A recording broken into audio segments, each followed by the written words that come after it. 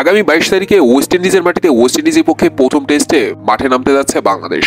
তো কিরকম 11 নিয়ে মাঠে নামবে বাংলাদেশ জানি যে 11 নিয়ে বাংলাদেশ মাঠে নামুক না কেন দিন শেষে টাটি করবে, কিন্তু তাও জানতে তো হবেই আমাদের, কেননা ক্রিকেটটা আমাদের ইমোশনের জায়গা, ভালোবাসার জায়গা।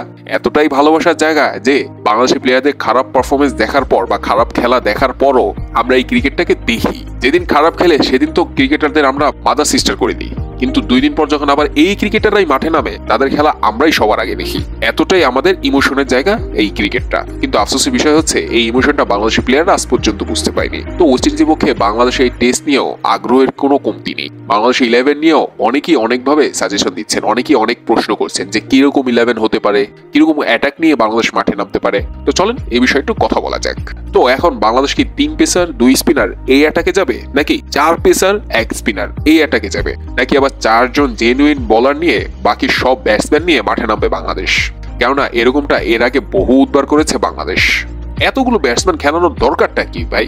পারলে ভাই 6 জনই পারবে, না পারলে 7-8 জন দিয়েও কোনো লাভ নেই। কেননা টেস্ট ক্রিকেট হচ্ছে উইকেটের খেলা। প্রতিপক্ষের 20টা উইকেট নিতে পারলে আপনি ম্যাচটা জিতবেন, না হয় আপনি ম্যাচটা হারবেন। আর বিশেষ করে বাংলাদেশকে ম্যাচ জিতায় বলাররা, কিন্তু এই বলারদেরকেই প্রাধান্য দেওয়া হয় না টেস্টে। কেন জানি না, ব্যাটসম্যানদের কি প্রাধান্য দেওয়া হয়? 7-8 জন 9 জন ব্যাটসম্যান নিয়ে নেমে যায় বাংলাদেশ, দিন শেষে কিচ্ছুই হয় না। তো আশা করি ওয়েস্ট ইন্ডিজের পক্ষে জেনুইন 5 জন বোলার খেলাবে বাংলাদেশ। তো কি কম্বিনেশন হতে পারে? 3 পেসার 2 স্পিনার নাকি 4 পেসার 1 স্পিনার? এখন অনেকেই হয়তো বলবেন বা বলছেন যে 4 পেসার খেলালে ভালো হবে, কেননা ওয়েস্ট ইন্ডিজের কন্ডিশনে পেসাররা সুবিধা পেয়ে থাকে। কিন্তু ভাই ভুলে গেলে চলবে না, ওয়েস্ট ইন্ডিজের মাটিতে কিন্তু স্পিনাররাও সুবিধা পেয়ে থাকে।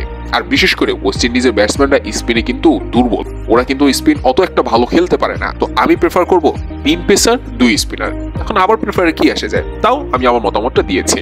পেসারদের নিয়ে ঝামেলায় পড়তে হতে পারে বাংলাদেশকে। 3 পেসার খেলালে কোন 3 জনকে খেলাবে? শরীফুল, তাসকিন, হাসান মাহমুদ, নাহিদ রানা।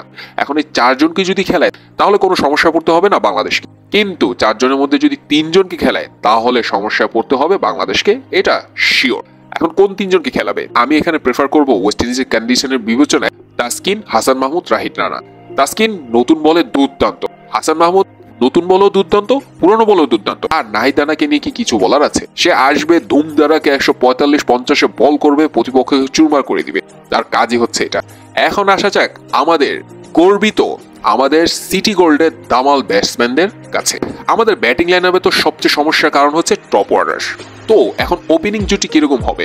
সাদমানুল ইসলামের উপর কি আবারও ভরসা রাখবে? যে এই পরিমাণ তিনি জিরোর রেকর্ড করতে যাচ্ছেন, তাকে তো মনে হয় না সুযোগ দেওয়া উচিত। তো আমি তাকে অন্তত সুযোগ দিচ্ছি না। আমি মাহমুদ হাসান জয় এবং জাকির হাসানের ওপেনিং জুটিটাই রাখতে চাই। এখন 1 ডাউন পজিশনে নাজমুল হোসেন শান্ত কি খেলবেন? নাজমুল হোসেন শান্ত কি ফিট আছেন? যদি ফিট থাকেন তাহলে তো 1 ডাউন পজিশন শান্তর। নাম্বার 4 পজিশনে মমিনুল হক সৌরভ। এখন সবচেয়ে বড় সমস্যার কারণ হবে নাম্বার 5 পজিশন, মুশফিকুর রহিমের পজিশন। কেননা মুশফিকুর রহিম দলে নেই ইনজুরির কারণে। আমি মুশফিকুর রহিমের জায়গায় মেহেদী হাসান মিরাজকে রাখতে চাই। এবং নাম্বার 6 লিটন কুমার দাস। এখন এইখানে একটা সবচেয়ে বড় প্রশ্নের জায়গা যে আপনি কি একজন বাড়তি বলার খেলাবেন নাকি ব্যাটসম্যান খেলাবেন? কেননা 6 জন ব্যাটসম্যান তো এখানে হয়ে গিয়েছে, আর ওখানে 4 জন বোলার, তাইজুল ইসলাম, তাসকিন আহমেদ, হাসান মাহমুদ, নাহিদ রানা আর মেহেদী হাসান মিরাজ এখানে রয়েছেন। ব্যাটিংও আছেন, বোলিংও আছেন তিনি। এখন 11 নম্বর প্লেয়ার সেটা কি বলার হবে নাকি ব্যাটসম্যান হবে? বাংলাদেশ কি বাড়তি একজন ব্যাটসম্যান খেলাবে নাকি বলার খেলাবে? আমার মনে হয় ব্যাটসম্যানের দিকেই যাবে বাংলাদেশ, কেননা মুশফিকুর রহিম দলে নেই, তো ব্যাটসম্যান তো একজন বাড়তি খেলাতেই হবে। তো এখন সেই ব্যাটসম্যানটা কে হবে? জাকির আলী অনিক নাকি মাহিদুল ইসলাম অঙ্কন?